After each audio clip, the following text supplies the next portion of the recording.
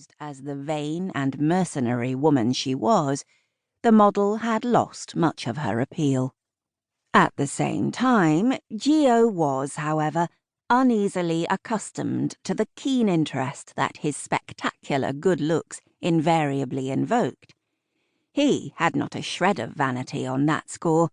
Indeed, he actively despised the familiar image that met him in the mirror, because it reminded him sickeningly of his brutal, toxic father. The lustrous black hair, the hard, chiseled jawline, the classic nose, and exotic high cheekbones, teamed with unusual ice-blue eyes, turned the heads of both men and women in the street.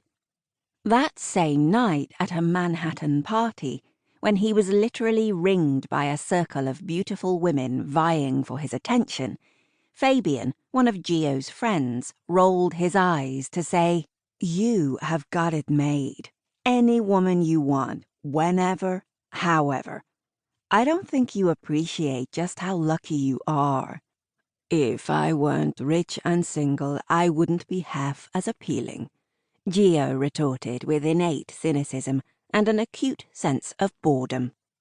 He thought instead of the magnificent freedom of walking the beach at his rarely used house in Norfolk, England, of the cool, refreshing breeze and the isolation there. He needed a break. That awareness in mind, he checked the time in the UK before calling the caretaker to instruct her to set the house up for his arrival the coming weekend.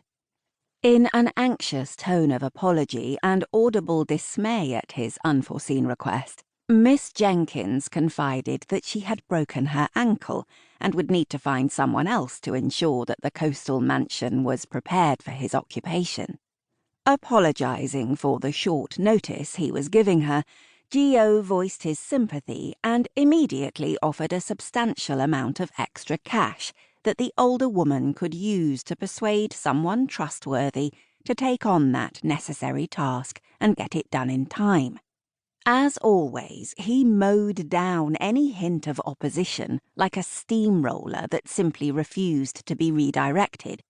Life since adulthood had made Gio highly unfamiliar with disappointment, and even a disturbing hint of that possibility was sufficient to make him more determined than ever to leave the business world and designing women behind for a few days and enjoy that energizing breeze. Leah tempted Spike out from behind the chair. "Come on, the vet's gone home. You don't need to be nervous because you've had all your treatment now," she murmured soothingly.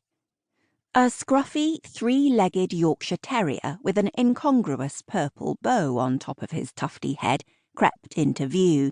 He was exceedingly small and very scared. He was terrified of all men, even of the kindly vet, but that didn't stop him from trying to sneak up behind unsuspecting males and nip them in the back of the leg. Luckily for his victims, Spike had few remaining teeth after years of neglect. As he surged into her arms, she lifted him to pet him, while she absently listened to the conversation her former foster mother, Sally, was having on the phone with her sister, Pam Jenkins.